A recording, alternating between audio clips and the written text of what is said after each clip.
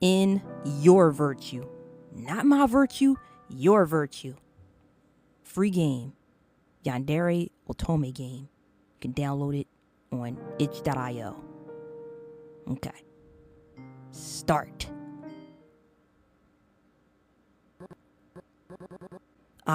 Falling asleep at the table? Warm light seeps past your eyelids, but you don't remember when you last shut them. A hushed voice speaks directly to you. To me! The voice seems foreign, yet the sound of it contains a hint of familiarity. So I know this voice. You don't quite understand, but it echoes like a memory on the far side. It lingers for a brief moment, like a fart, before settling heavy in your chest. Just double check, we're playing the False Sun tomorrow, right? Maybe. Possibility is there. You know, who knows? There's a possibility. Definitely a possibility. Did you get enough sleep last night? This character looks cool. I want this distant voice to be a close voice, because he looked cool. Your eyes flutter open, the world slowly sharpening from a soft blur. It's like putting your glasses on, you could see again. A lithesome man sits across a dining table, folded arms resting on the cloth-covered edge. When your eyes meet, an odd wave of deja vu flushes over you as you examine his beautiful, beautiful face. He has soft, refined features that make his eyes appear calmer than they truly are. His gaze turns towards you, though it does not quite meet your own. Or is it you, whose gaze fails to meet his? You have been staring far too long, haven't you? Not to stare longer.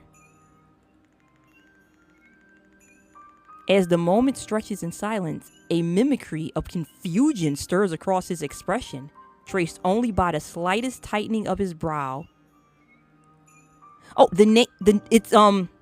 it's called In Your Virtue. Not my virtue, but In Your Virtue. I don't know what it means, but that's the name of it. And it's on itch.io, and it's free. A lock of hair slips over his eye, and he sweeps it into place with the tip of his pointer. Though it feels like your mind is drawing blanks, you find yourself responding naturally, as if this man was someone you had spoken to before. Someone familiar. Oh, sorry, yes, I'm fine. I guess I didn't get quite as much sleep as I hoped. But I won't fall asleep again. I'd rather stare at you. The man only hummed in response. I see. Oh, he stood up. The sudden streak of a chair leg scraping across the tiled flooring makes your heart drop. There's hardly any time to react before he's standing right beside you, having crossed the room to where you were sitting in just a few strides. He's not gonna hurt you. Wait, what? You don't believe he ever has? Oh, no need to panic. He's not gonna hurt me. But what if he does? You can't move. He's gonna hurt me. Was it something you said? Goodbye, cruel world. You part your lips with a sharp inhale, but the words seem to die in your mouth, like you're about to die. The moment his fingertips brush against your bicep. You don't know what he's going to do, but your heart thrashes against your ribs as you feel his gaze lingering over you for far too long. But his touch is steady when it comes. A hand pressed lightly on your shoulder blades. He draws you upward, guiding you to your feet. He's making me stand up.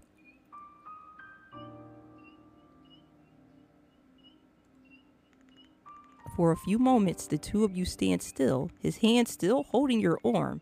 His grip was so delicate, it felt almost as if he were caressing you instead of holding you. So I could run away right now if I wanted to. You feel a little more relaxed, knowing that you could escape at any moment. He lingers at the edge of your vision, and still, your eyes refuse to break from his. Why would you? He is still gentle, still composed. Maybe because he isn't real. Oh. But you can feel his hand on your wrist. You can lightly hear his breath as he stands right beside you. When his arm moves the slightest bit, silk whispers against your shoulder in a delicate graze. See, That is true, Princess of Yuri. See, that's why I'm playing it. Like, I was like, dang, that's some pretty art. I want to give this a chance. Also, the fact that it said Yandere Otome, like, both of those things made me go, I need to play this. Also, it's free, so. He feels real. You suddenly turn your head and avert your eyes, breaking the eye contact between the two of you and the momentary tension with it.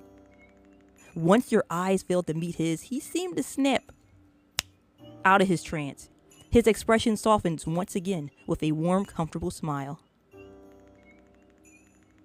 The side of his knuckle tilts your chin upward, his skin cool against yours. Gently, he turns your face towards his once again. You feel inclined to meet his gaze once more. He reaches out, sweeping the loose... He's touching me a lot. I don't know how I feel about this. He reaches out, sweeping the loose strands from your face, simply to look without obstruction. You shiver. But he do look pretty good, so... Would you like to go to bed early tonight, then? I'd hate to keep you up if you're fatigued. Take you a few moments to process his words. Yes, that would be nice. Sorry. I don't mean to disappoint, but I'm tired. Why should I apologize for being tired? You manage a small apologetic smile. Don't apologize. Your health is my priority. You entirely are my priority. Oh, okay. What type of relationship we got? Could you tell me? Hi, don't you think that's a little cheesy? You giggle, although you couldn't help but feel a little awkward at his sudden small outburst of devotion. Cheesy? No, not at all. Well, at least not to me. It is cheesy to Is it cheesy to prioritize the one I love over everyone or everything else? Oh, love? Love? Wait, why is this highlighted down here? What the heck is this? Oh, that was weird. Oh, crap. I forgot it's a game where I get to make choices. I forgot about that part. What a silly question, you silly Billy. Isn't that what you want to hear? You ask me stupid questions like, would you love me if I was a man? Or do you hate me all the time? It's fair I ask a stupid question of my own, no? I need to do some work. I was going to hold it off until tomorrow, but I think you should wake up. Huh? Am I sleeping right now? I'm so confused. Huh?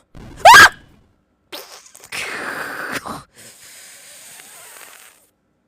Nobody told me this was a horror game. I was not aware of the jump scares.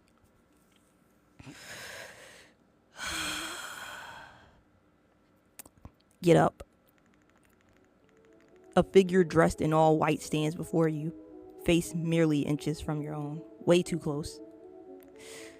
You yelp, waking up fully, if only to skitter back in surprise. There better not be any more jump scares in this. I know that. There better not be any more jump scares. There wasn't even supposed to be that jump scare. I was not warned of this at all.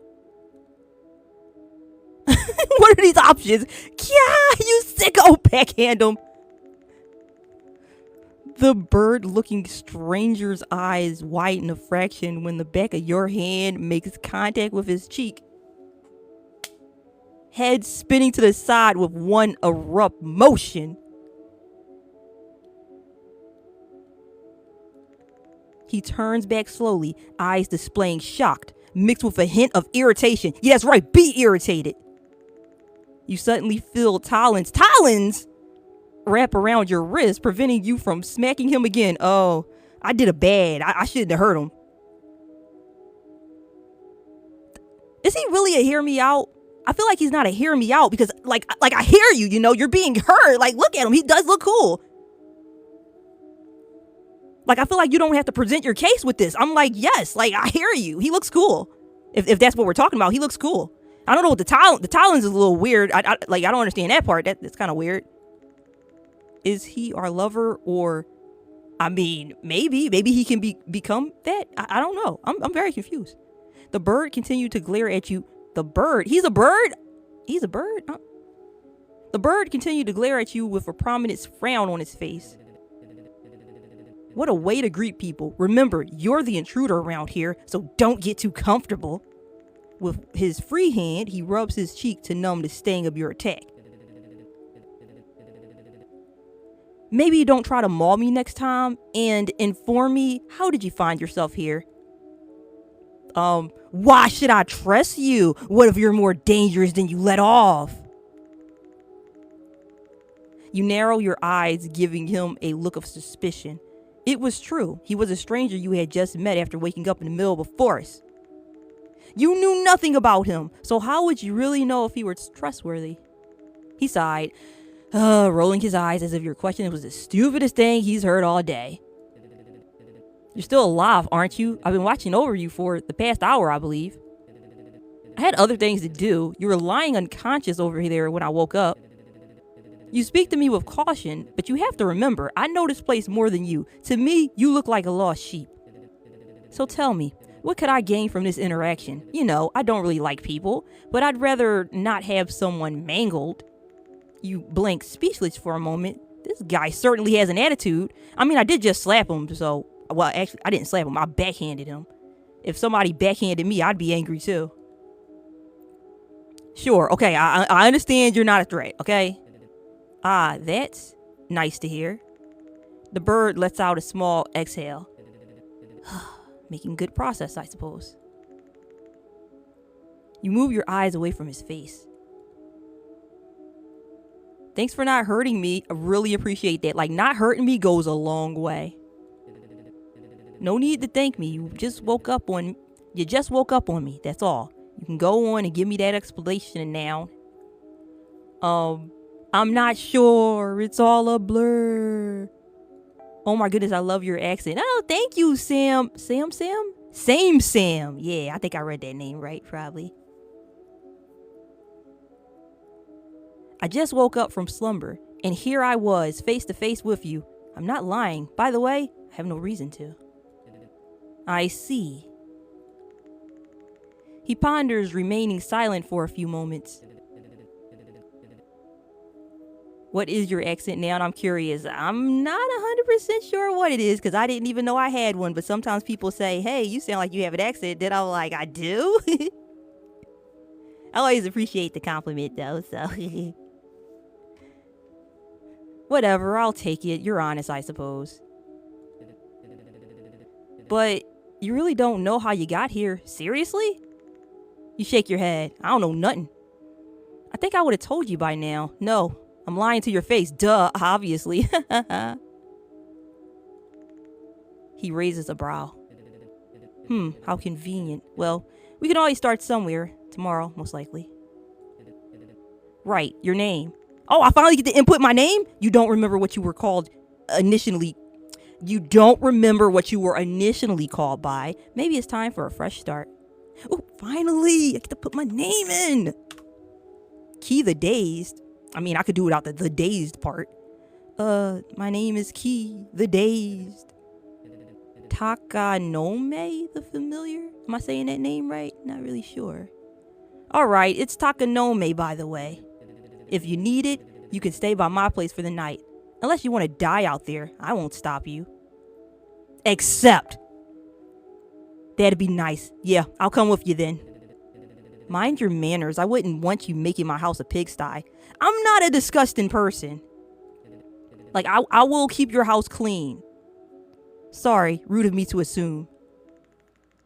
You and the bird. He just told me his name. Why am I calling him the bird? You and the bird make your way to his house, which is not too far from where you woke up. Wait a minute, if he's a bird, can't he just fly us there? Whatever. You and the bird make your way to his house, which is not too far from where you woke up. The walk is quiet, but you don't mind, even though he's a bird, he should be able to fly us there. You just want to rest easy for the night.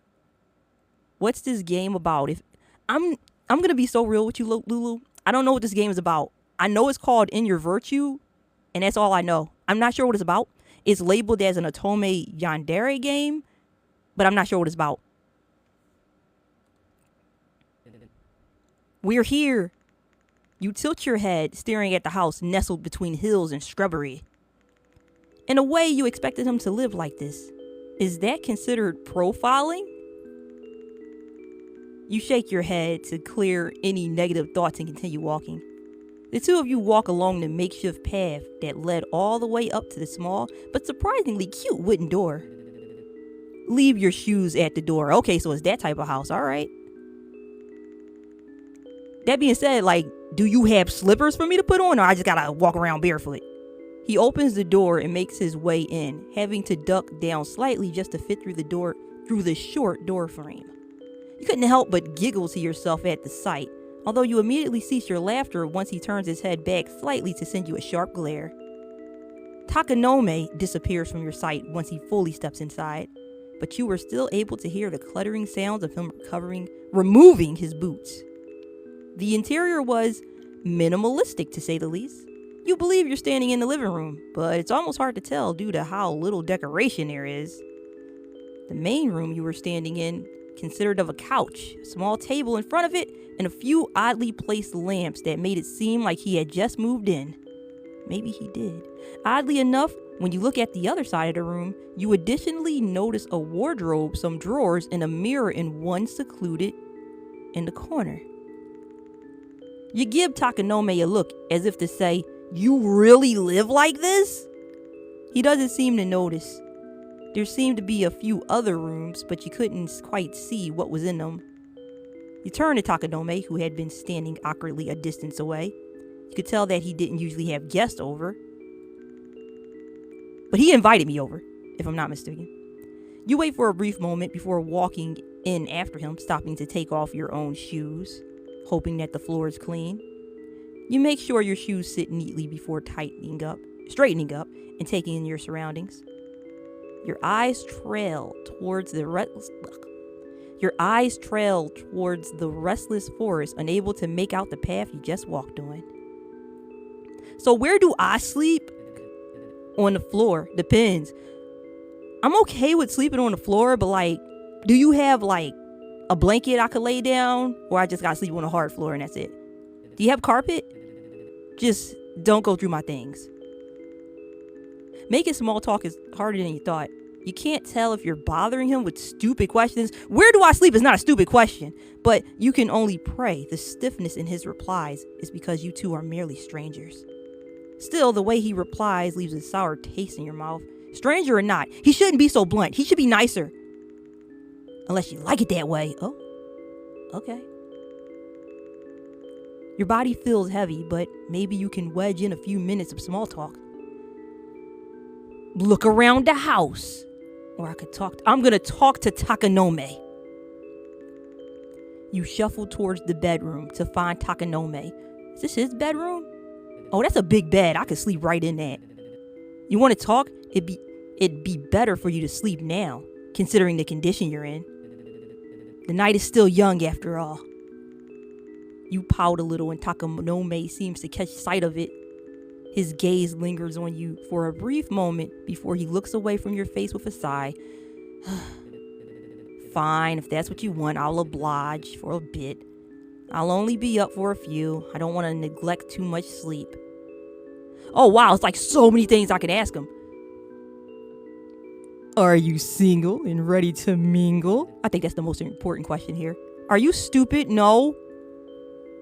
Getting so defensive for what? I'm curious. There's nothing wrong with being single. Everyone has their own reasons, so... He tilts his head back, letting out a small, yet exasperated sigh. I'm letting you ask these questions so you don't die out there. You're wasting them on these useless things. It's not useless to me. So that's, yes, whatever relationships I had are in the past, no matter how fun they were. So he admits they were fun. You notice the corner of his mouth twitch. Did you guys break up because you're too blunt? Are you a jerk? Did you cheat? Like, what happened here? People don't appreciate advice. I merely say what helps them. However, that's irrelevant. You're awfully nosy. You could be curious about better things. You're the one who gave me an explanation. You could have just told me to mind my business and that would have been that, I guess. I should have figured you'd want to know more at some point.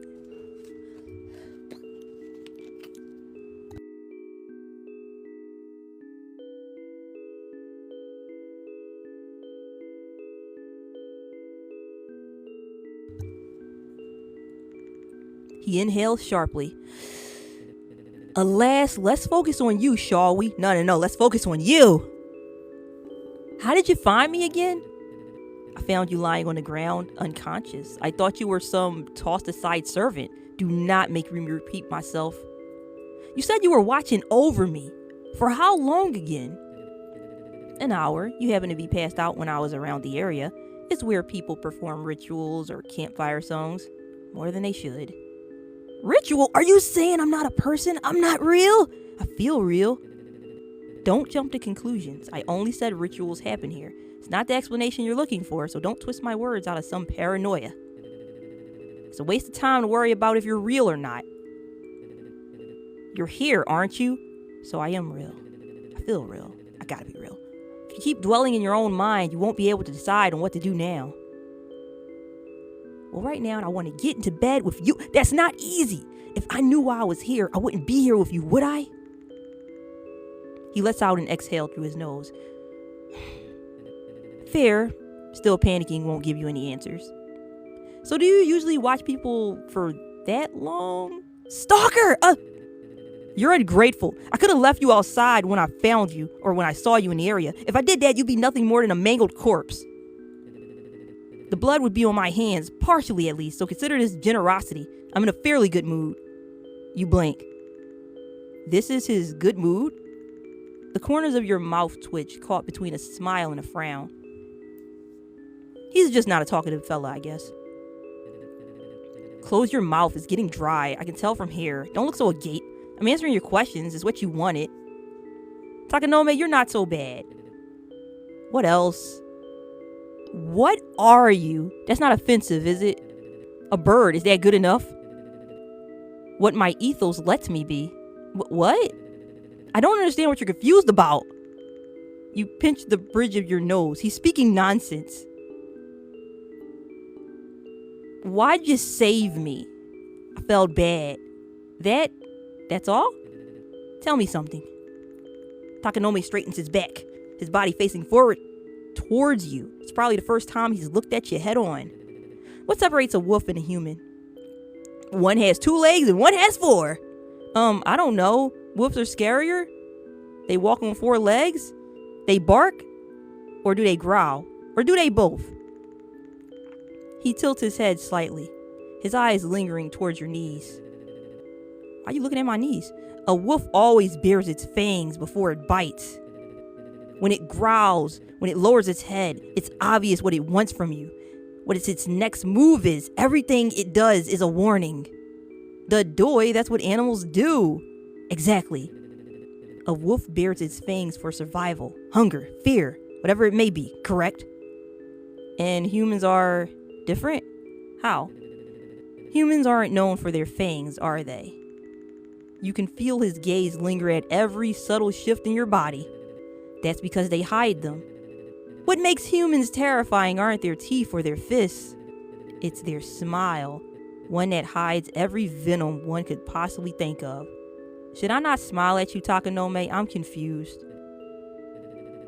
And when they sink their fangs to you, they hide it with a look of naivety, because they can. So you hate people, and what? Is that all? Aren't I people? How does this relate to me? What are you trying to get at? Humans are the only creatures that have weaponized their appearance with a cold precision. I don't think I'm like that. That's because you don't know what you're capable of. I'm not going to say you're not going to kill me, right? Because I trust him at this point, and that just seems like a mean thing to say. About my dream, do you know who this guy is, the one with greenish hair? Not particularly. There's a lot of guys with green hair. Like that dude from Pokemon N. And then Deku, of course, from My Hero Academia. Even if I did know him, I'm afraid I may have to hide it from you. For all I know, you could be hiding something from me too. The only thing I'm hiding from you is my love.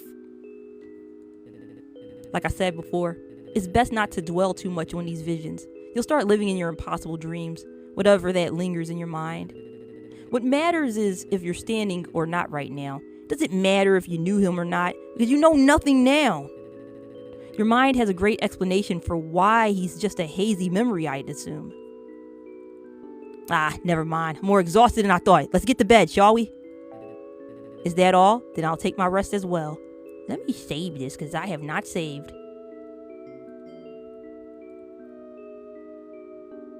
Good night. The bird walks towards our bed, sitting near the edge. Asked to stay by your side. Can you stay by me for tonight? Takanome's apathetic expression falters at your words. You look like you're trying to imply something. I am. I'll make this clear. I refuse to sleep beside you. Well, I had to shoot my shot. Sometimes you just gotta shoot your shot, even if you get rejected. There's only so much hospitality I can give to a stranger. Not that I'd hate it, but I'm not asking for that much. Can't you just sit there until I fall asleep? I don't want to be alone. You're certainly something, aren't you? It's like you're trying to get under my skin. Trying to get under the sheets with you. Alas, I'm waning between being impressed and irritated right now. Anyways, I suppose I can do that.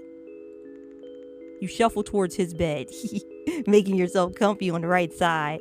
Takanome pulls the body pillow in the middle. Oh, he didn't have to do that. Creating a makeshift barrier between you two. He slumps against the bedboard, crossing his arms. Don't get close. I'm sure you can guess why. I'd hate the thought of spending more time than I need to. Just to set some obvious boundaries. Rest well, Key.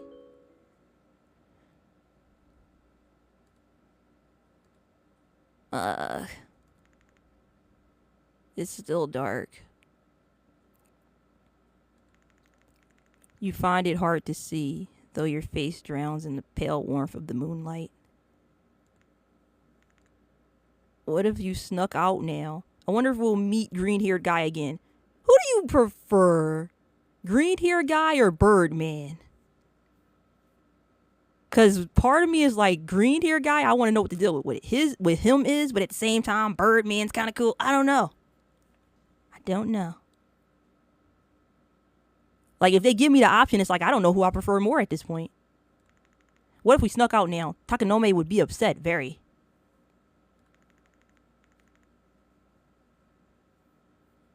But what if there's more to it? Something you can find. Do I leave now? Leave now or go back to bed? I don't know.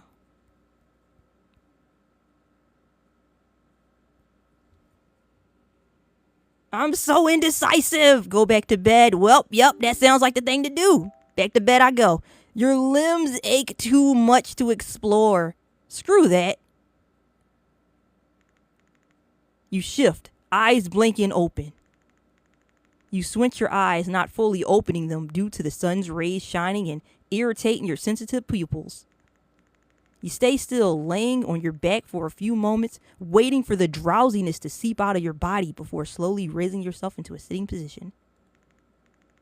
Looking around, you immediately spot Takanome. He was staring dazed at the wall in front of him, still in the same position with his knees pulled to his chest on the other side of the bed. Did he sleep like that? That seems uncomfortable. Although he now had a long pillow clutched to his chest, which he had been resting his chin on. His eyes find yours the moment the rustle of the bed sheets halt. There's a brief pause before he speaks up. Get up. Hey, you're supposed to say rise and shine, sleepyhead. You feel an odd sense of deja vu and a familiar sense of irritation. However, you choose not to act on it. You're a guest in his house after all. He pays the bills. We're going to look around town for answers. Did you have any more dreams? You shake your head. I'll assist you for today, but don't expect me to offer my help in the future. The audacity of this guy, really? Geez, fine, I wasn't going to ask anyways. You don't even like it when I talk. I didn't say that. I don't like it when you ask redundant questions. There's a difference. All right. Be by the door in 5 minutes. Unless you want to leave without me, go ahead. I would never leave without you, Birdman. Takanome steps out of bed, swiftly leaving the room without another glance. It was like he was rushing to get away from you for some reason. You don't dwell on it, though, and instead get out of bed yourself. You open the door and lean against the door frame. The sun shines through the door, basking you in a nice warmth. You close your eyes, leaning your head back, trying to take it all in. Hey. Eck! Your eyes flew open to see Takanome standing directly in front of you, an unamused expression on his face. Let's go. Your face flushes with embarrassment, but Takanome merely walks past you and out through the door. Wait, Takanome, don't leave me! He walks a few feet without you before turning, an expectant look on his face. Are you coming or not? It feels like I'm seeing a lot of green guys in chat, like more people prefer green guy. I could be wrong, but it just looks like that to me. You walk fully out of the dwelling, closing the door behind you before quickly quickening your pace briefly in order to catch up to Takanome, who had begun walking off again. Rude, but so very likable. You slow down into a walking pace once you successfully catch up with him. The two of you walk down a path that Takanome explains is the route to town. As you walk, I really need to know, can Birdman fly? It's really bothering me because he's like a bird, but he hasn't flown at all, and I'm starting to think that he can't. I want this issue to be addressed. As you walk, neither of you make much conversation, but the silence wasn't necessarily awkward or uncomfortable. It was nice, despite Takanome's chronic bad attitude. At least he seemed to be behaving. After some walking, you find yourself at the town center. It's bustling with energy as people walk around, partaking in various different activities. The plumbed man stands beside you, his eyes wandering towards the sky. I'll watch you from behind. Oh, no, wait. He said, I'll watch from behind. He didn't say he'll watch me from behind, although he could. If you have any new insight, tell me. A marketplace area was the source of most of the energy, abundant with shops and restaurants. Further away, you're able to see a neighborhood of beautiful houses that you could only assume belonged to those of the wealthy, as well as what looked to be the figure of a castle just a distance away. As you observe closer, you additionally notice a strange alleyway that you assume must lead somewhere. I think we should check out that alleyway. We're going to investigate that alleyway. That seems to be the thing to do. You walk towards the mysterious alleyway, intrigue taking over your mind. Upon approaching, you're greeted by a cold, dark, and murky atmosphere. The air you inhaled was stale. The setting puts you on edge, and you're unsure whether or not you should explore further. But I'm already here. Besides, what business would you have in a suspicious alleyway anyways? You're about to turn and walk back. No, don't walk back. I just got here. You're about to turn and walk back towards the town center when you hear a voice call out. Hey, you. What you gonna do when they come for you? The voice came from further down the alleyway. You squint your eyes in order to see into the musky darkness more clearly. Standing at the dead end of the alleyway, you see a peculiar woman waving her arm. At first, you're not quite sure if she's calling out to you specifically, but who else could she be calling out to? I'm the only one in this alleyway. But it becomes more clear with her enthusiasm and increased insistence. That is not a whimsical voice. That's all I got. She seems pleasant despite her surroundings. She was definitely more pleasing to the eye compared to the alleyway. I mean, most things are going to be more appealing and pleasing to the eyes than the alleyway. How you going to compare a human being to an alleyway? You hesitate. Was it really a good idea to walk into this suspicious alleyway to approach a stranger alone? Yes. You don't know her intentions. Maybe she knew you, but it's not like she's going to hurt me. Like, what is she going to do? This feels like a scam. No. Approach her. After a moment's hesitation, you decide to carefully approach this peculiar woman, keeping your distance in case of danger. She ain't gonna do nothing to me. Once you're close enough, she speaks again. Oh, yay! For a moment there, I wasn't sure if you were confident enough to approach. I'm glad that wasn't the case. I'm just a peculiar lady. Her voice is light and eerie, like she lives in the clouds. You seem so troubled. I couldn't help but feel obliged to check in on a delicate lady such as yourself. I'm a peculiar lady and you're a delicate lady. You see, the wondrous Selfie, happen to be a woman of many talents and possessions. Don't fret, my intentions are nothing but pure, you see. I have a good sense for things. I feel drawn to you. I sense that you've gone through a terrible string of events. Ooh. You're troubled. You're confused. I can perceive that from miles away. You stick out like a sore thumb, a lost little bunny trying to find her way in a place she has no recollection of. You don't know what's going on. You don't know left from right. You're familiar to others and yet so out of place. You're not required to listen to a stranger such as myself, but here you are. But I have information that nobody else can provide you with. Sylphie the Diller? When did it become that? When did her name change to Sylphie the Diller? And what's she dealing? Knowledge? I hope she only dealing knowledge. What if she's dealing something else and not just knowledge? I shouldn't come in this alleyway. Even if there's only a small possibility that I can give you what you're searching for, wouldn't it do you some good to take that risk? No. Decline and move on. Wait, look towards Takanome. No. I'm going to decline and move on. You wave your hand and pace your steps away from the alleyway. On second thought, I'm good. No thanks. Don't do drugs. Don't do drugs. Don't do drugs. All right. I'm sure you'll come back eventually. Okay. Not going back to the alleyway. No. I'm going to check out the marketplace. No, I'm interested in that castle, man. Walk down a path to the castle. What if green-haired dude is there? I'm going to the castle because I think he might be there. I'm not really sure.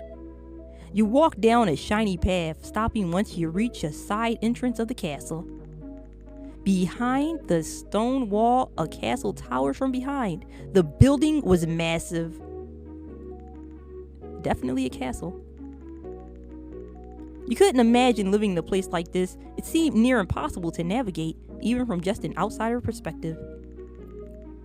The castle stood in the middle of the town, but even though it was surrounded by the buildings that inhabited the town, it was still secluded in what seemed to be its own little world.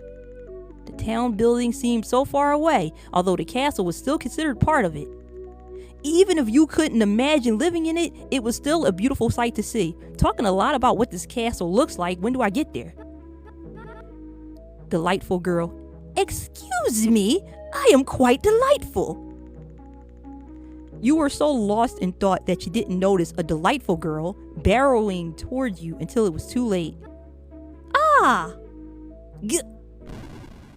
Before you could react, the girl crashed into you, causing both of you to fall backwards onto the floor. Delightful girl? More like clumsy girl. The floor was hard, but the fall didn't hurt as much as you'd expected, since you merely landed on your bottom, letting out a small oof sound. Oh my, I am so sorry. Are you all right? Sorry again, I wasn't paying attention. You see, I'm very clumsy. I had just come back from, seeing someone.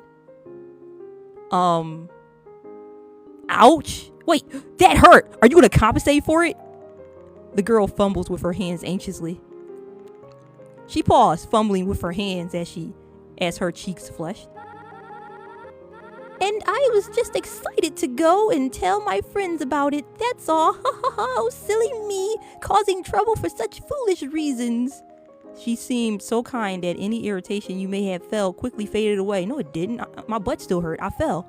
And you managed a small smile. Her entire body seemed to relax a little more once she noticed your expression. Karub the Maiden. Ah, well, I'm Karub the Maiden. I don't believe I've seen you around town. That man just left us. Are we talking about the bird man? She tilts her head to the side, some strands of her hair falling in front of her eyes.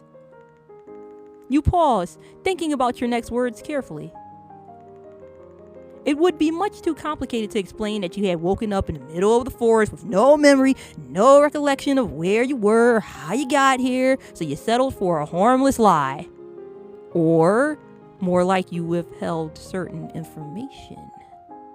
I'm new here. Karub clasped her hands together with a warm smile.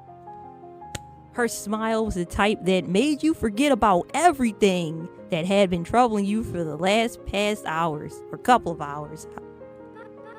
Ah, that explains it. She opened her mouth as if she were about to speak again, then paused, seeming to realize something. She turned around suddenly and moved towards the basket she had dropped, picking it up and giggling with a hint of embarrassment.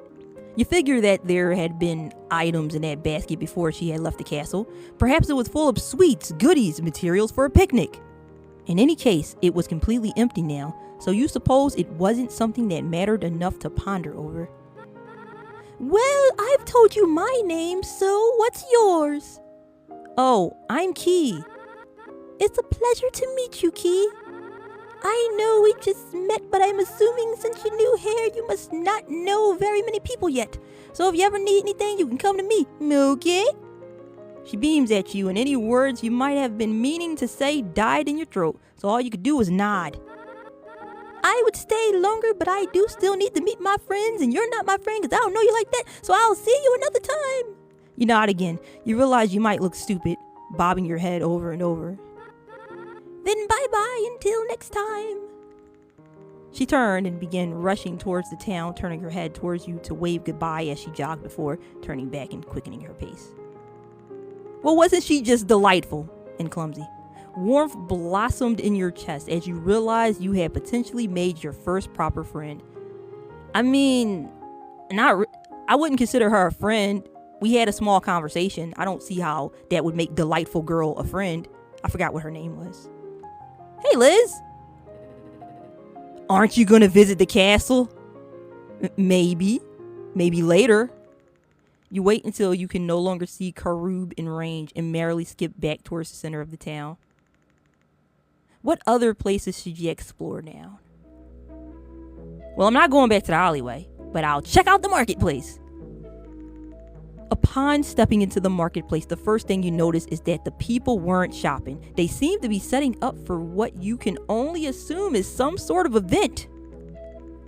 They look happy to be hard at work, everyone radiating with excitement. You walk through the marketplace, observing everyone until you hear a voice that stands out from the rest.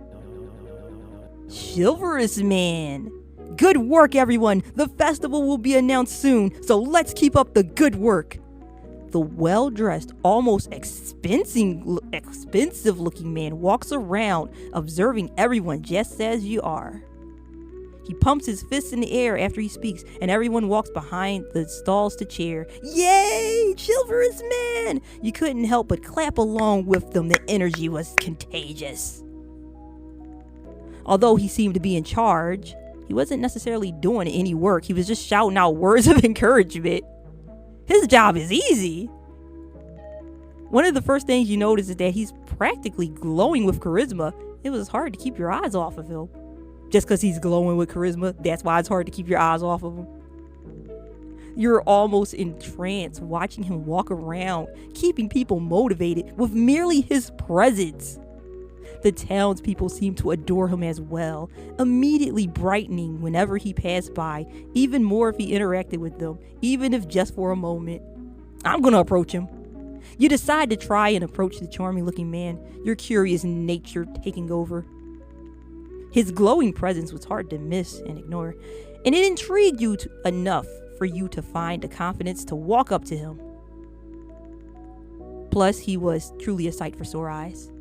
Once you get close enough, he finally notices you. You feel a little nervous as his eyes land on you, lingering on you as you draw closer. He watches you continue to approach until you're close enough to speak. You open your mouth to say something, raising your hand in greeting, but he almost immediately cuts you off with a raised hand near your face. You pause, mouth hanging open. He seems to observe you for a moment, looking you up and down with an unreadable expression.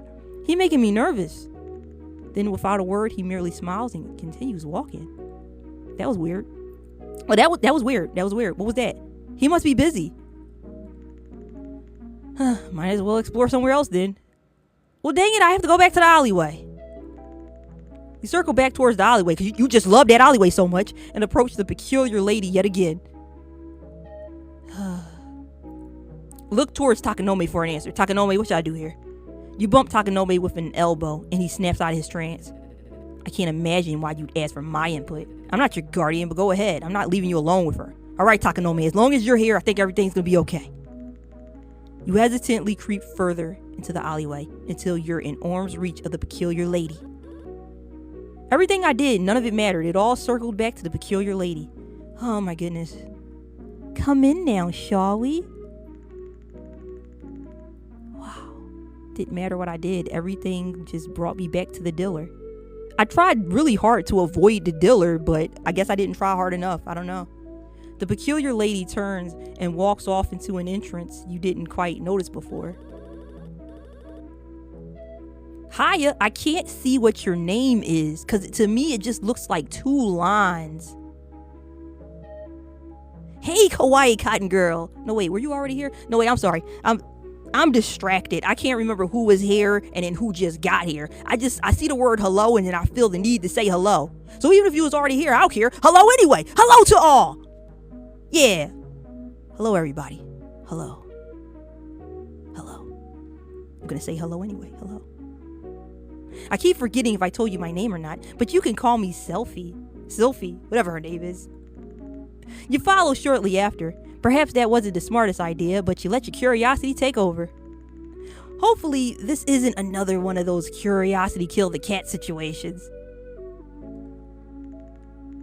Upon stepping inside, you see a market full of unrecognizable trinkets and mysterious items. You're taken to a counter with a desk.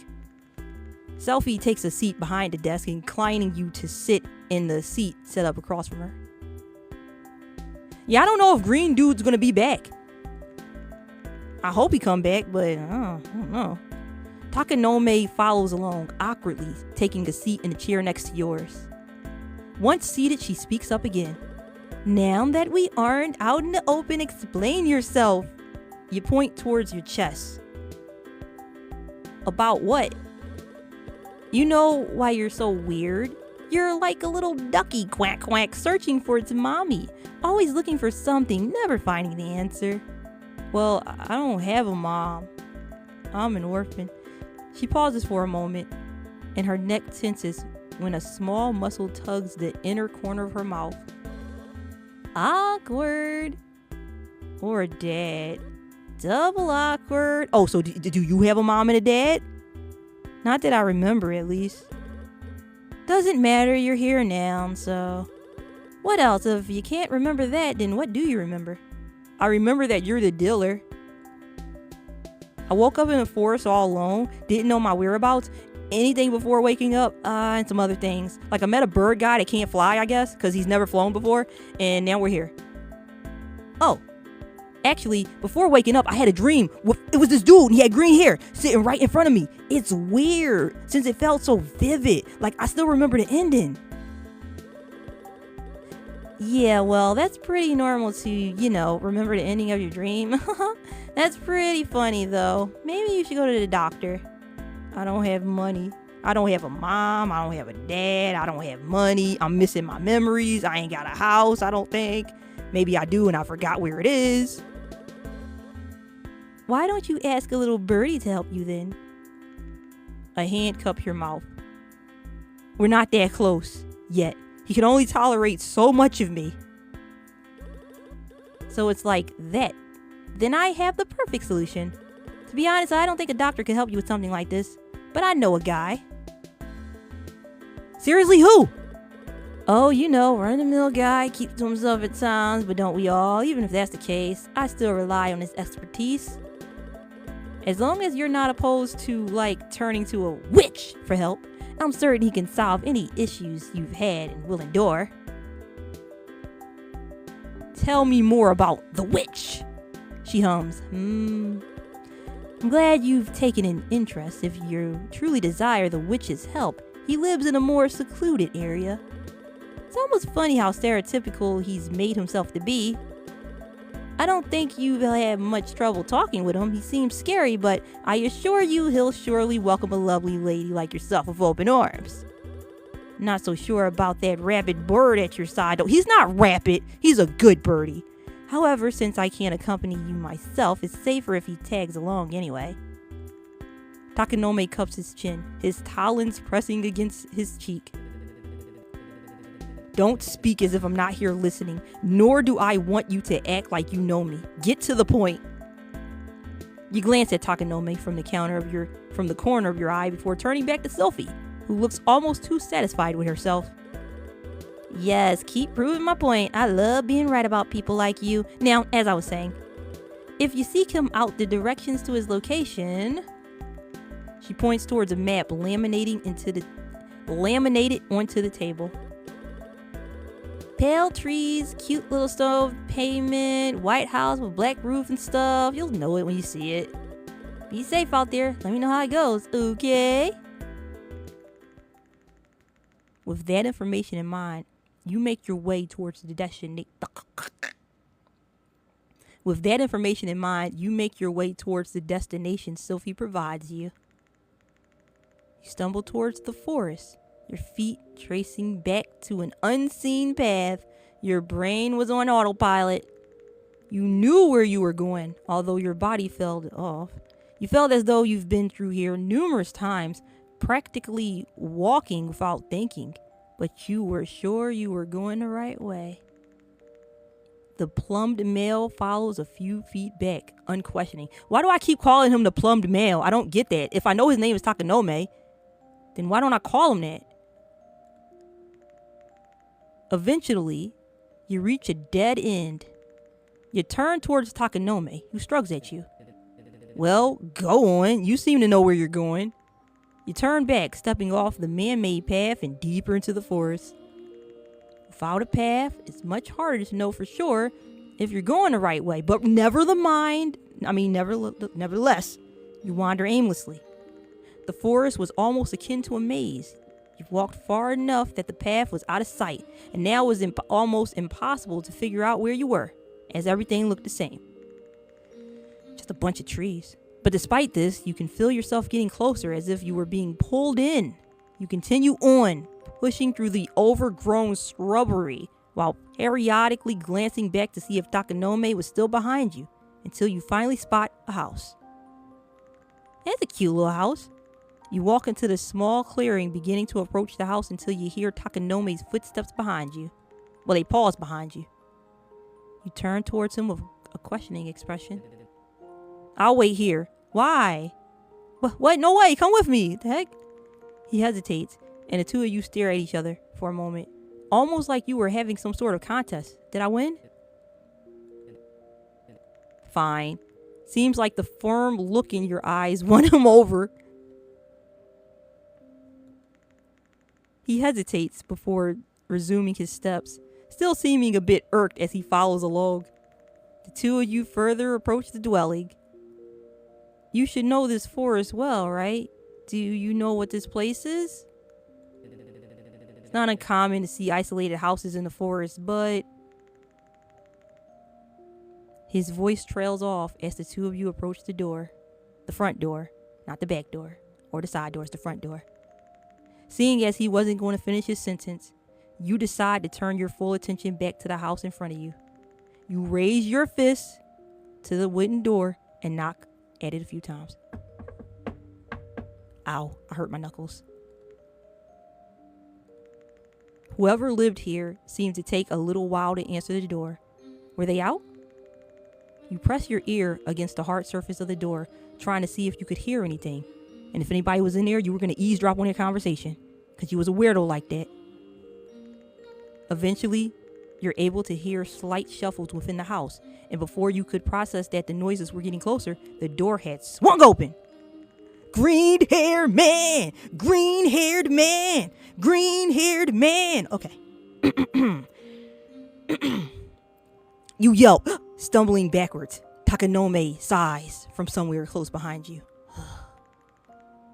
A man appears in the doorframe. A green-haired man.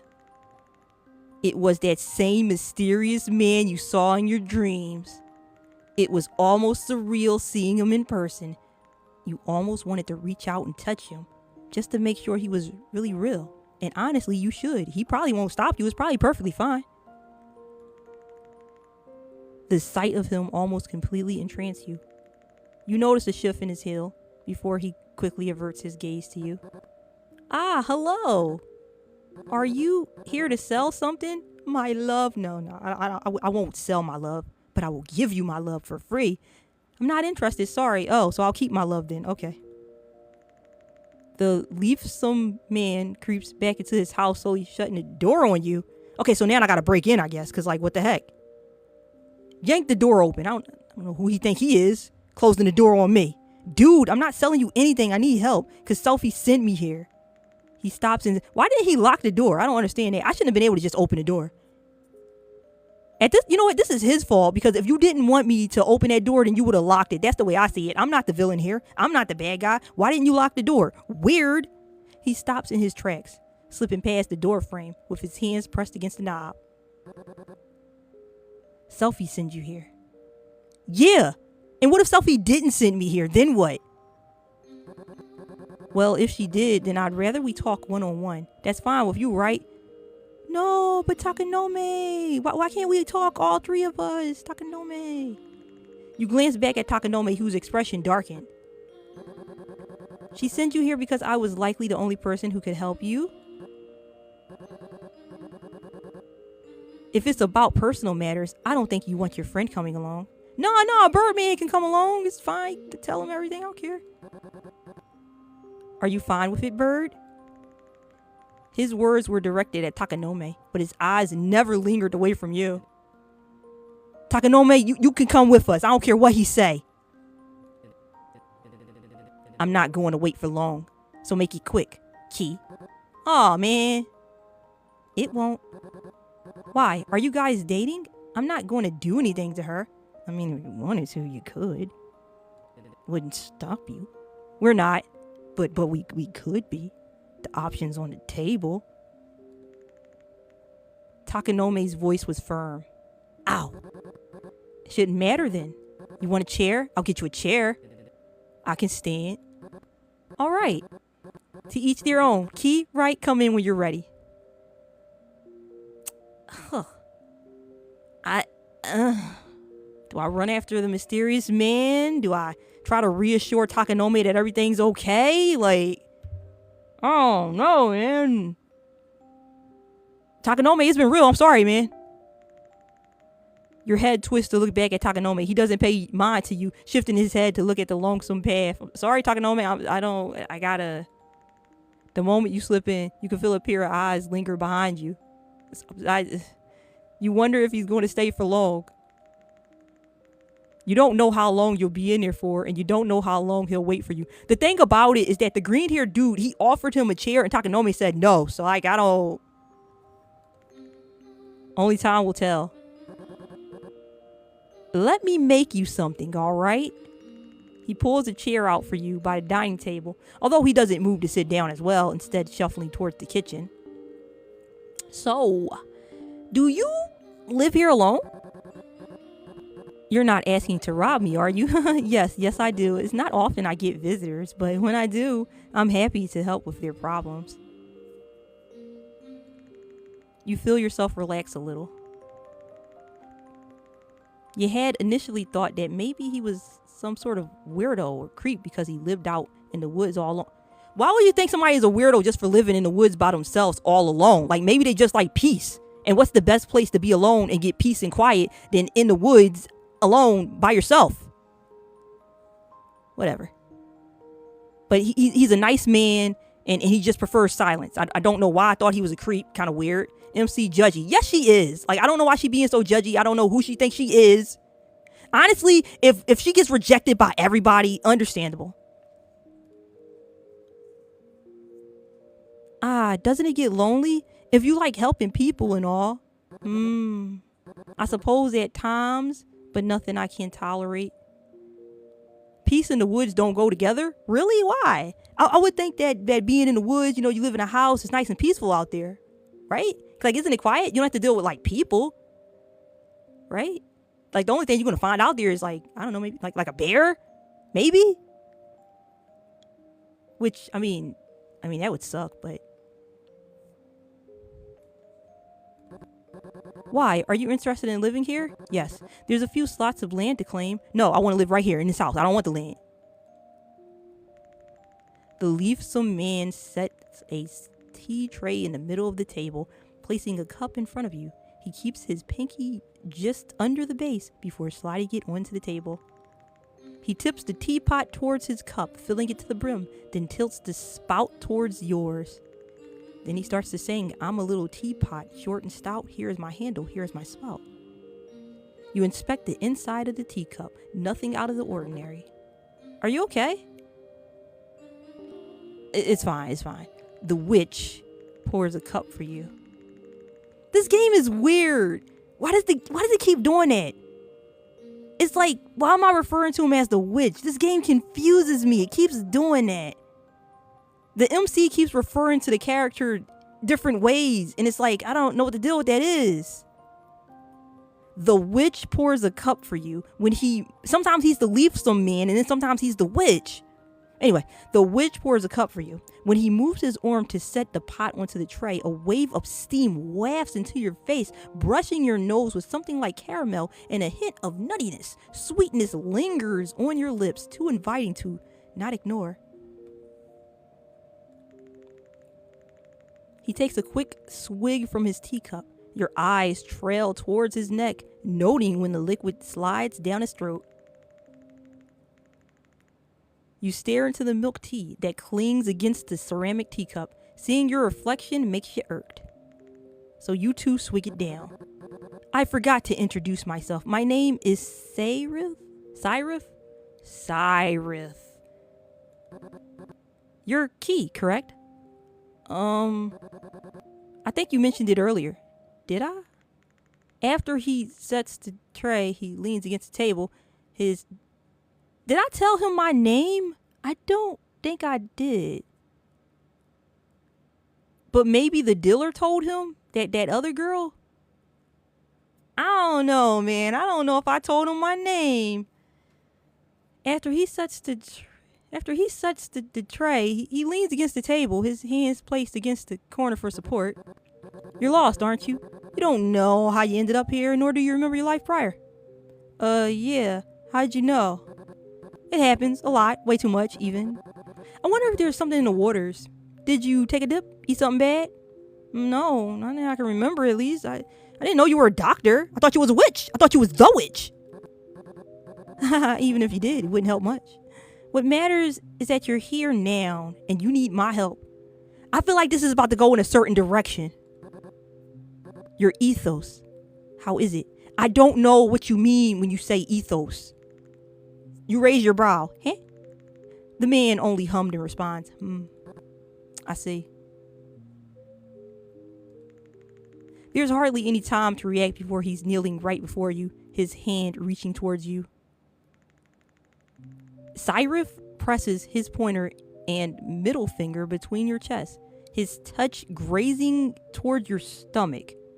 Okay. I'm not sure where it is. It could be anywhere, but it's the makeup of your existence, your essential life force. Okay, do whatever it takes, you have my permission to find it. Wouldn't that just be my heart? No, your heart isn't necessary, not entirely. Do you want me to explain it to you? It'd be helpful to know. All right. Well, like I said, an ethos contains the essential life force of an individual. It contains your soul and everything that makes you you. The limbs that you move, they're not you, at least not technically. What you are is a walking corpse, a vessel. Vessel? Jujutsu Kaisen vessel? No. Controlled by a small little object called your ethos that contains everything you know about you. Haha, isn't that morbid? You stiffen. You feel the skin of your fingers touch each other when you curl your fist into a ball, and you can feel the slight prick of your nails digging beneath your skin. You're not alone in this.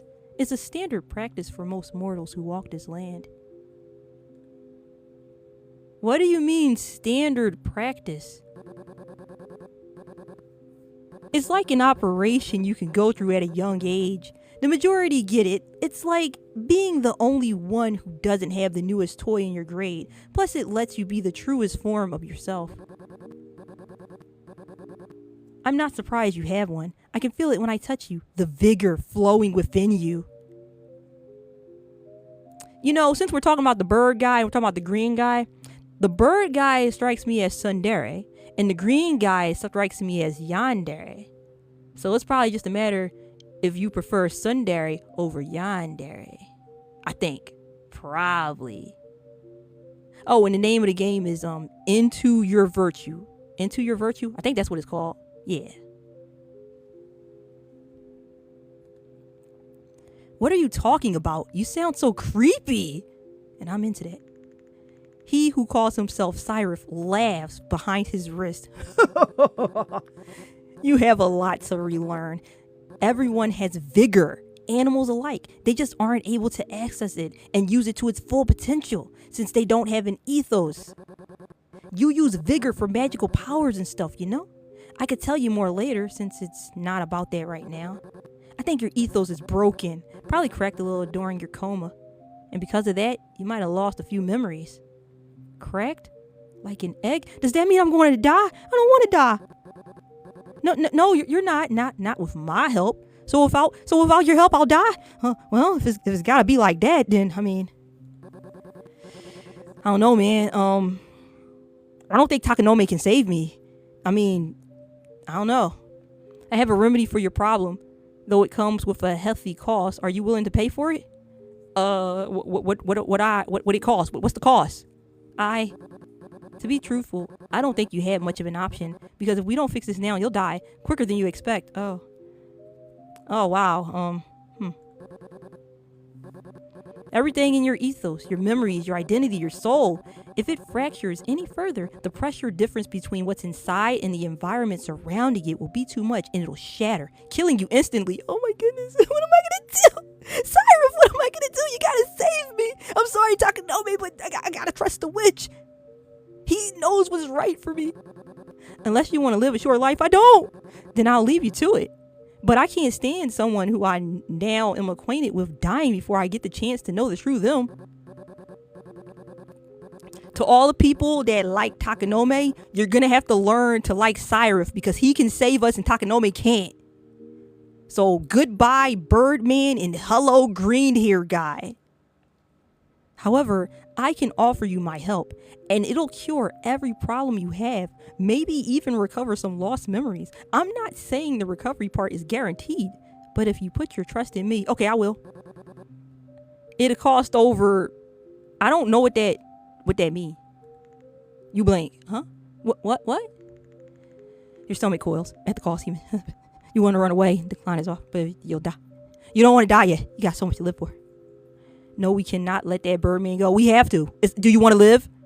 Do you want MC to live? I want MC to live. We gotta trust him. We have no choice.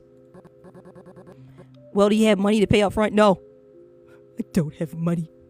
I'll just have to pay with my body. Which I'm totally okay with. No. Your fingers curl around the teacup. What did he expect? If you had the money, you wouldn't be here to begin with. You're broke. You ain't got nothing. When your gaze, I don't remember, like, I don't remember a lot of stuff that's happening. Apparently the MC, her memories are like missing. So like, if she had a job, she probably forgot that she had one. She don't remember where she worked or what her job was. But anyway, your fingers curl around the teacup. What did he expect? If you had the money, you wouldn't be here to begin with. When your gaze drifts back to him, his arms lag, each movement splintering into snapshots. He goes silent, folding his fingers. I have a proposition to make. I don't care much about payment. At the end of the day, I want to see the people who come for my help find their footing again and thrive in life. I accept whatever offer you're about to give me. Yet at the same time, I feel selfish. He said nothing about the dream. Hear me out. What if he set this up while we were asleep? Why would he set this up? This trustworthy man who we know nothing about. Like, why would he do that? He's trying to save us. Goodness. You got to be more trusting. Never mind. I'll need to learn more about you before I can fix your ethos. I need to know you better so the antidote's tailored just for you. Every ethos is different and behaves differently too. This isn't meant to be a romantic gesture, if that's what you're assuming. Oh, I wanted it to be. It'd be nice if it was. Unless it becomes something else later. Oh, okay, so that door is open? That possibility is on the table? All right, cool. I like this guy. Really, all I need from you is to talk to me regularly and visit me every day. If not, I'll seek you out myself. The more we share with each other, the smoother the whole process goes. I'm offering you my help free of charge. If you decide to accept, don't expect to back out without consequences when repayment comes due in whatever form suits me then. Don't worry, I won't back down or back out of nothing. Take your time. I ain't got to think about nothing. I accept your offer. Take your time to think about it. I'll only offer this once. Just give me the option. I will accept that offer right now. As I know how to fix it, I know how to break it too. So keep your word, okay? Oh, okay, he's just threatening me. He just threatened me. I'd rather not get scammed. Not again. Oh, you've been scammed before. Oh, that's why. He threatened me because he got scammed before. Understandable. I get it. I wouldn't want to get scammed either. He's a good guy. He expects you to make your decision. He expects you to make up your decision right then and there. Right here and now. The wall clock ticks, tick, tick, tick, tick, awaiting a response from the wilted mouth of yours. Your lips part into a small oh before your tongue softly clicks the roof of your mouth. You can't think for yourself. Great. Miss Key, shall we start now then? The quicker this goes by, the quicker you'll be fixed. Or might you be already scared of the idea of losing me? Just kidding. Though we can drag this out for as long as you want. Our meetings don't have to strictly be for contractual purposes. I'll need to know your type of person, the things you like, the kind of people you surround yourself with. That enough is substantial information. But I don't want you to treat this as some kind of strict survey or appointment or visual novel game. Otherwise, you may not be as genuine, so go with the flow, okay? Surely it wouldn't be too hard to meet me daily, unless you're the forgetful, clumsy type. Though, if you can make plans with others, you could make them for me, you know? I'd be upset if you didn't, since I'm offering you my services for free. Ah, you and Takanome. What's up with that? Do you consider him a potential suitor? Okay. Wow, he just asked that question immediately. Takanome is not that bad. I am not picking that option. I'm just going to say no. Ah, I see. You notice the corner of his mouth twitch. What's stopping you? He's mean. Maybe he'll change, but right now, those types will open up to you, but find reasons to close off in a relationship. Be aware, some people like that, however. The chase. The push and pull hurts, but maybe it makes you feel more connected in the end when you do come to a resolution. Speaking of, how do you feel about him? Do you find him scary or intimidating? Or just plain annoying? What about the looks? Oh, wow. So many things. I like it when they're a little malnourished. What? Something like you is my ideal type. On the leaner side, probably some muscle is nice. I like them buff and sweaty. That way I can see the sweat glisten and roll down from their pecs. It's not much about the looks. I don't really care. I'm just going to say something like you is my ideal type. I'm going to pick that because the other options are kind of... Is that so? The witch tugs at the collar of his blouse just enough so his clavicle peeks out. Oh, wow. So you prefer if I got a marking or something? Like a tattoo? An inscription? Something only for your eyes? Or does the thought of that sicken you? Kidding again. No, you're not. Well, either way, I'm happy to hear that. I think I'm happy in my own skin. I forgot. I'll show you my ethos next time we meet. Just remind me, okay? Or I'll remind myself later. I wouldn't want to leave it exposed to someone I just met. Haha. He scratches his cheek skittishly. I mean, you could kill me, hypothetically. I wouldn't. I would never. I wouldn't do that. Don't you trust me? I trust you, but you don't trust me? If I can trust you, you should learn to trust me. Like, come on. I think I'd have to spend more time with you to fully trust you, no? He traces circles into the surface of the table, looking at you with a small smirk. Right. I guess that makes sense. Looking forward to it. You whip your head back. Ah, that time of year again? Eh? What do you mean? Festival thing. Hey, why don't we go together? Where you want to go? I don't know. I don't think I've ever been to a festival here before. Then, wow, we're already about to go on a date. I just met him and we going on a date. Date, festival date. Then, what do you prefer? Games, food, scenery, or all? I prefer you. Hold that thought. Think about it for a bit and get back to me then. I'd like to take you out. It'll be both of our first times visiting the festival in a while, for me at least. Except immediately. Ah, great. You visited the town, right? I wonder how much it's changed. Cannot slip the Birdman up. You don't have to resist. You don't have to resist for the Birdman. You can count this meeting towards the contract for today.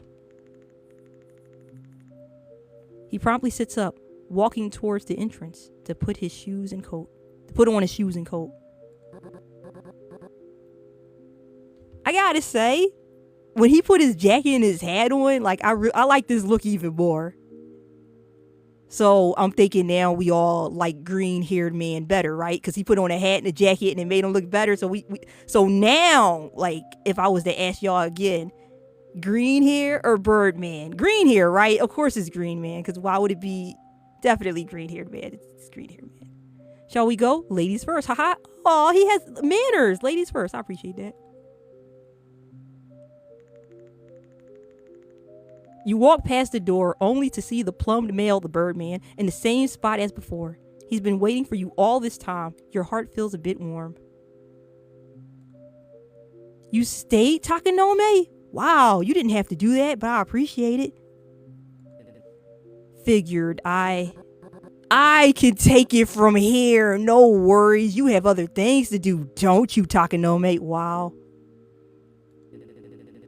Do you always expect me to have plans? Your eyes shift back and forth. Oh, what's happening here? Are they going to fight over me? I'm okay with that. Ah, I see. I assume you're headed to the festival announcement too, then? I'm only looking after Key until her head gets cleared.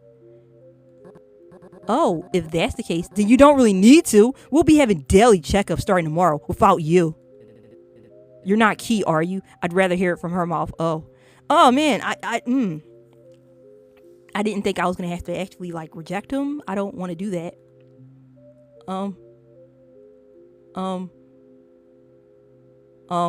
I probably shouldn't lead Takanome on, but I think it's fine. You could come along, Takanome. Sure. Cyrus turns his head just enough so you aren't able to see the expression on his face. You think you catch a small sigh, though. If that's what you insist, let's go, shall we? Why should I have to choose? That's all I'm saying. I pick both.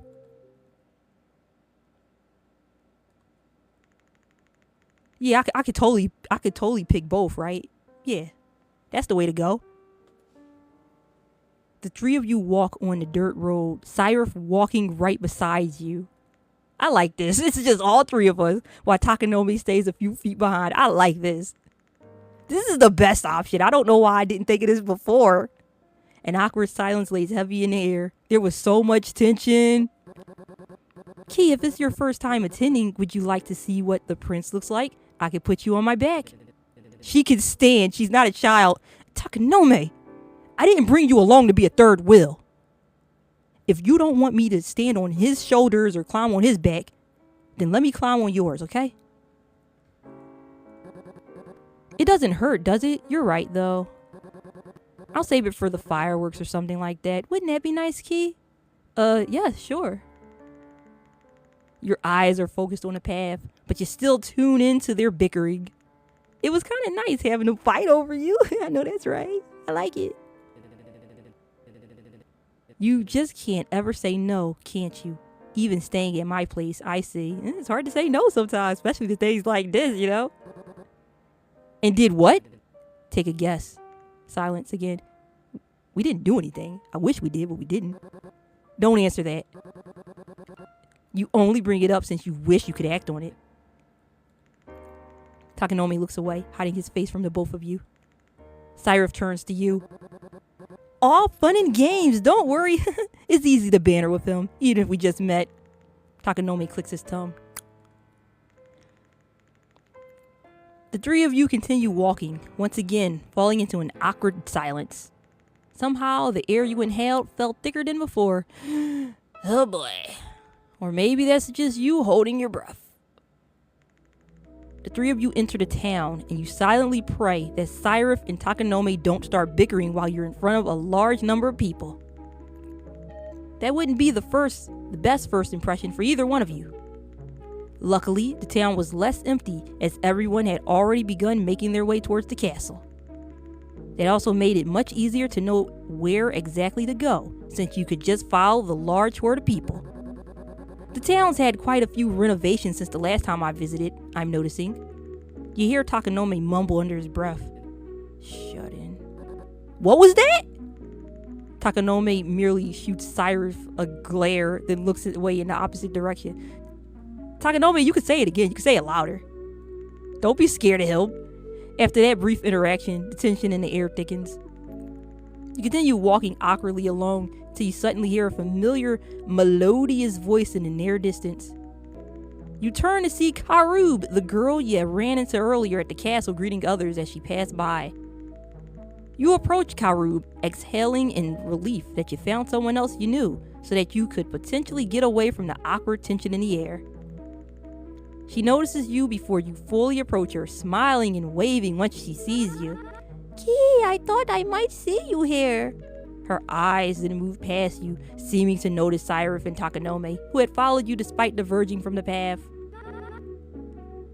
Oh, and you have company.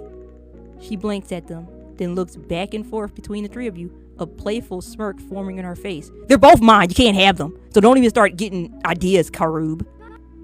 I see. Yeah, you do see. You can't help but flesh a little at the implications. Takanome is still stubbornly looking off into the distance, but Cyrus smiles and waves at Karub. Hello, I'm Cyrus. It's a pleasure to meet you, miss. Karub. Miss Karub. It's a pleasure to meet you as well. He shifts her gaze. She shifts her gaze to Takanome, tilting her head. And you? Takanome. Well, it's a pleasure to meet the both of you. Any friend of Key's is a friend of mine. Hee. They're gonna be more than friends, Karub. Likewise. Since we ran into each other, would you three like to come with me to the announcement? Of course! I was just about to head there anyway. We were all... Yay! Come along then. We shouldn't be late or else we're not going to be able to see the prince all that well. The prince? I wonder if the prince is that dude we saw earlier.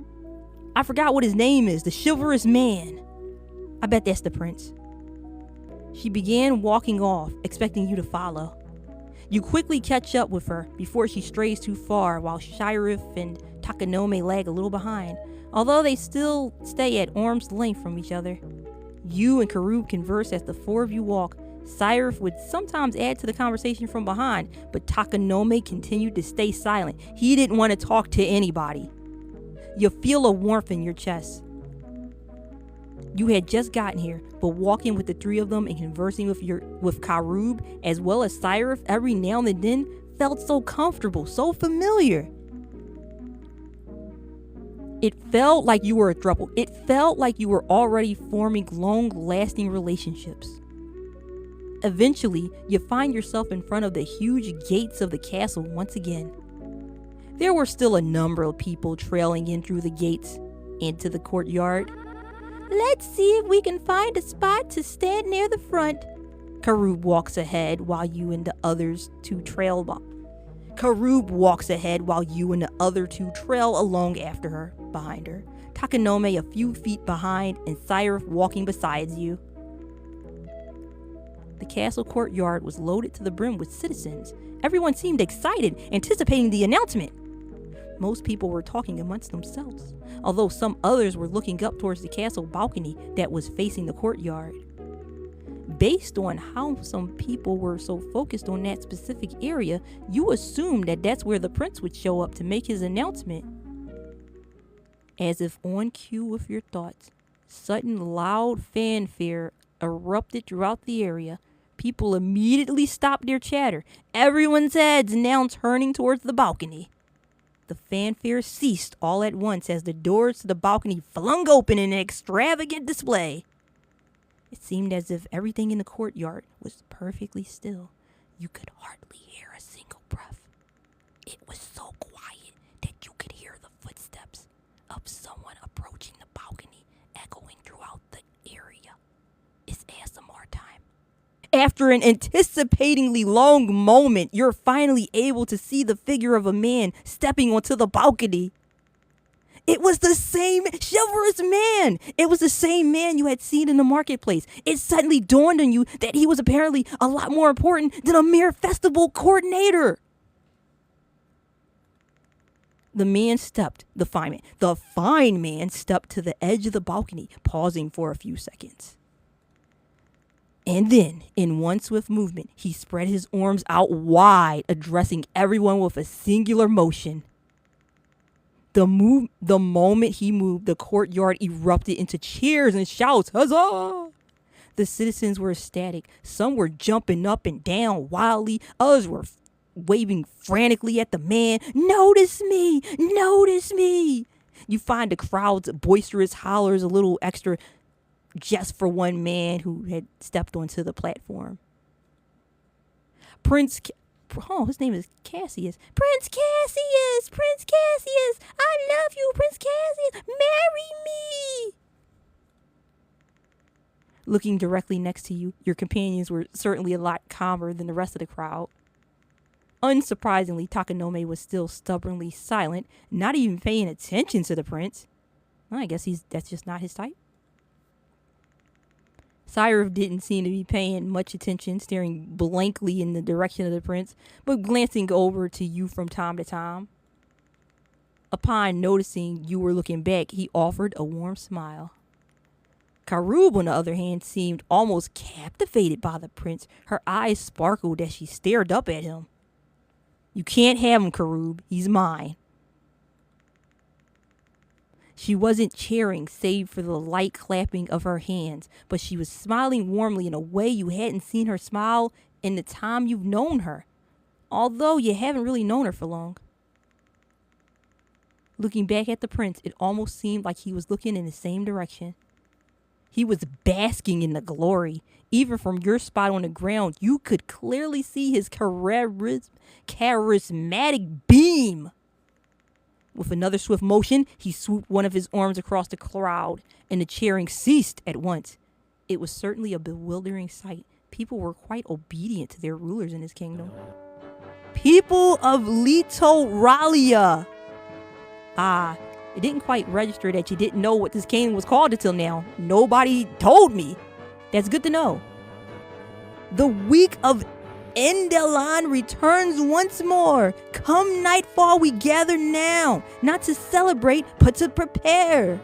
To commemorate those who have returned and made this land a home, and to remember those who did not.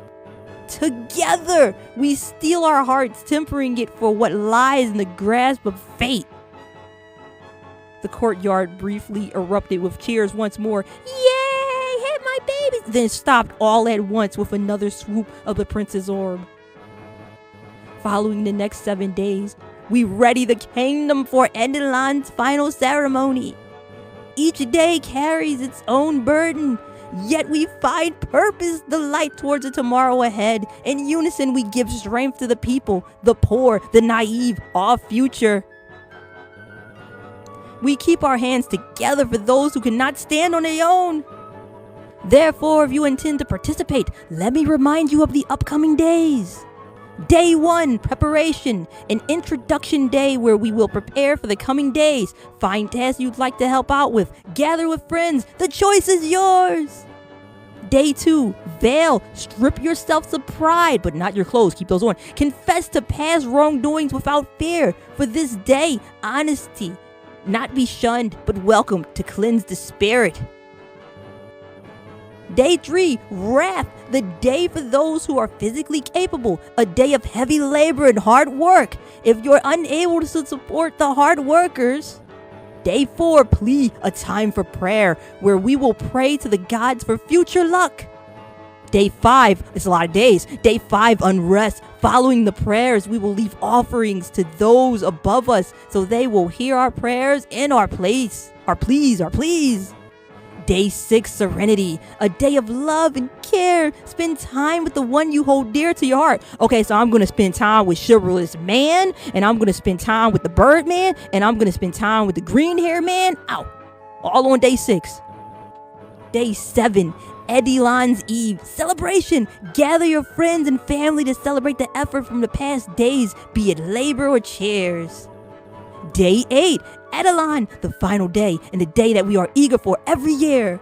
All citizens, nobles, and common folk alike are encouraged to its end, that you arrive with the company of a cherished companion, be it a beloved, dear friend, or family. Everybody's welcome. This day is a day meant to be experienced and shared, laughter, and joy, or be shared with forging bonds. From dawn's waking slumber until the moonlight shrouds the sky, let us feast, celebrate, and partake in games, video games, and indulge ourselves as the songs of the people echo throughout the plain. Remember this, a wingless bird is still a bird. Takanome is a bird. He does not soar, but he remains with his flock, even if he chooses not to take part. Accept it with grace. Under no circumstance will his ethos be forced where it does not belong. Who is that fine man? He is a prince. He is the prince. I forgot what his name is, but he's a prince. Another round of cheers. Much, much louder this time. Was that even possible? Yay! The people were apparently very passionate about whatever the heck he was talking about. You felt a little out of place, awkwardly standing among many cheerful and energetic citizens. So I urge you all to attend, and I expect to see everyone there. Be there or be square. As the courtyard erupted with energy and excitement, you glanced towards your company. Well, that must be it then. Shall we go? He turns to you, offering a handout to you. It's almost 5 a.m. for me. I don't want to leave Prince. Almost 5 a.m. Dang, that's, oh boy. You probably gotta sleep. Understandably so. Is that early or is that late? Like, I don't even, did you just stay up all night and not sleep? You should sleep. I mean, I can't tell you what to do. You know, it's your life. You gotta live your life. But, you know. In any event, you know, I'm like even if you miss something, like you don't really miss, I'm gonna post this on my YouTube. Like when this is over, I'm posting this live stream on my YouTube. Maybe not today, but maybe tomorrow, but it will get posted, so no worries. He turns to you, offering a handout to you. There's a large crowd. Wouldn't want you to get lost. Do you get off on treating her like a helpless damsel? No, I get off on him treating me like a helpless damsel. Goodness, Takanome. Cyrus's face twitches at Takanome's words, but he doesn't move his gaze off of you, nor does he verbally acknowledge Takanome. Cyrus takes your hand, and his fingers gently coil around yours.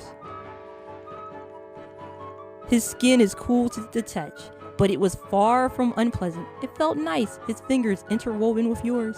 You can't help but focus on how this must look from an outsider's perspective, tapping your flushed cheeks. Takanome trails behind with a sour expression. You stop to catch your breath before you start to linger towards Takanome. Even though the walk wasn't too long, walking alongside and pushing through a big crowd of people proved to be quite tiring. Birdman can take my other hand. You know, I was thinking that too. I got 2 hands.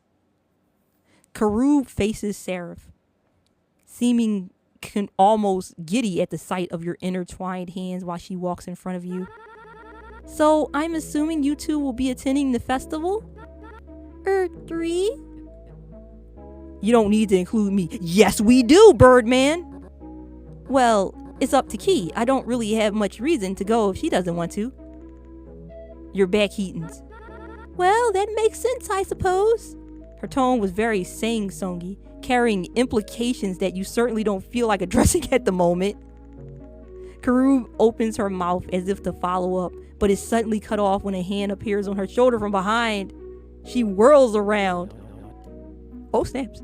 I thought I saw you in the crowd. Ooh.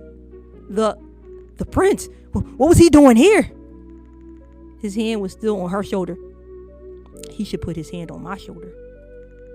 She yelps in surprise. You startled me. Can't you just call out my name like a normal person? She tries to feign irritation, but she can't help but giggle. Looking closely, you're clearly able to see a pink tint painting her cheeks. My bad. I was afraid I'd draw too much attention and my people would surround me before I was able to even reach you. He rubbed her shoulder gently, her cheeks deepening in color. Wait, are they together? Oh, boo! Boo! This scene was certainly not what you expected to see. You didn't even know Karub was acquainted with someone important like the prince. The heck, man. Psst. Whatever. Cassius's eyes suddenly flicked to meet yours. Wait, can we get rid of her? I'm kidding. No, it's okay if you're not kidding, because if we can get rid of her, like, I'm sure enough we're going to try to take that route. He pauses, gaze lingering on you for longer than necessary. Does he like what he sees? Karub's gaze stays on Cassius, but once his eyes drift from hers, she seems to stiffen. Is this a friend of yours? Karub turns to look at you for a brief moment before turning back to Cassius. Yes, she's new here. Ah, so that's why I haven't seen her around. What's your name? I like to get acquainted with all my subjects.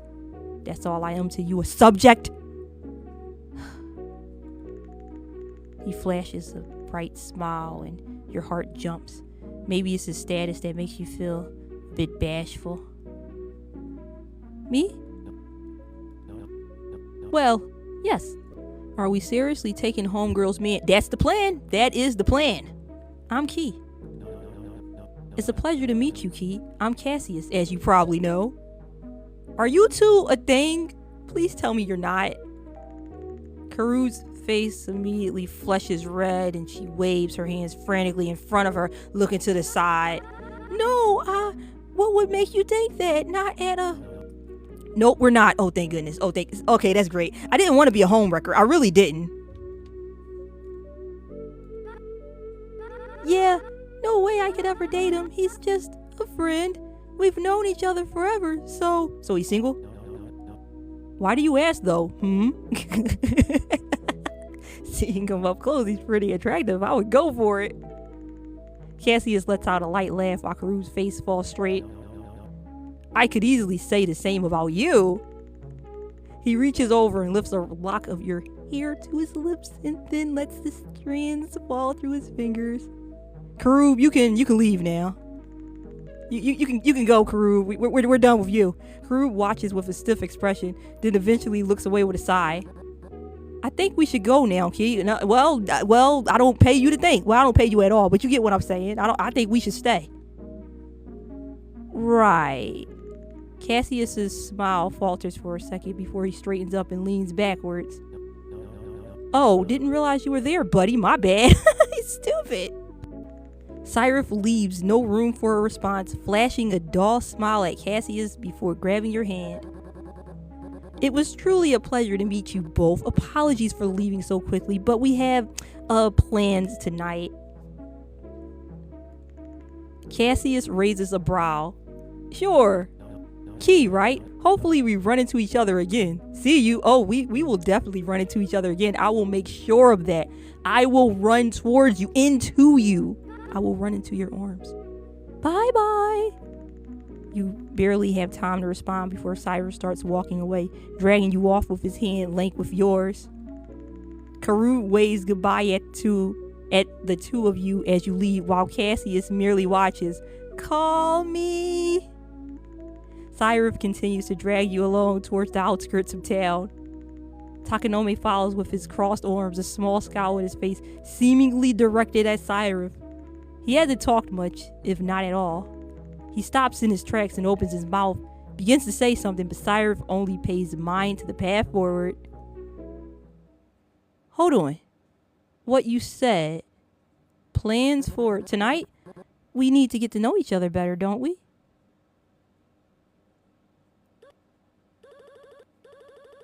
Hope is up to your standards. I got it from a distant territory. It was difficult to obtain. I never had complaints. Customer? I never had complaints, do I? Well, thank you for your service, Selfie. I truly appreciate you. The customer rises to his feet, leisurely walking towards the doorway with Selfie following behind. The two make their way to the alleyway outside, but before the customer walks off completely, Selfie pauses. You know, I'm always willing to make a trade, although I have doubts. Are you aware of what you're doing? The customer turns towards her. Customer is in green. I wonder if that means something. The letters for customer is in green. Haha, I don't understand what you mean. You're not slow. Don't act like you don't know. The customer's tone seems amused. I've been eager to help due to your cooperation in my business, but I've met others a lot like you, and it never ends well for anyone. It was easy to disregard it when I hadn't gotten so involved, but it's different now. I know you, and you know, I don't think you can handle what follows. Just trust in my gut is all. Heavy silence fell until it was broken by the customer speaking again. You're better off sticking to business matters. Ooh. Customer told her to mind her business. Hey, as long as my business keeps running, that's all that matters to me. I'm only throwing an opinion out there. I'm allowed to have one. It seems like you need it from a trusted source. Haha. You think you're qualified to speak? Oh. How many times have you run to me? You need me as much as you'd hate to admit it. The customer hums under his breath. If that's what soothes you, yo. Well, is that all? Always so cold-hearted. Can't you show a little more gratitude? Her expression sours. When you're deserving of it, maybe. I don't care enough for your validation anyway. He cuts her off curtly. For your reputation, correct? For future reference, refrain from meddling in customer affairs. You wouldn't want to lose any more customers, would you? Yo, it's gotta be Green here, dude. He's the only type of person that will be making these crazy threats. As if you could find what I have at any market. But I have. The customer sighs. Then, as if this entire conversation was merely a waste of his time. Now, may I leave? I'd like to be back before dawn. Get going then. You've messed with my mood enough already. You're bound to remember what I've said regardless. I'll enjoy watching you regret it. End of demo! Dun dun dun! Thanks for playing.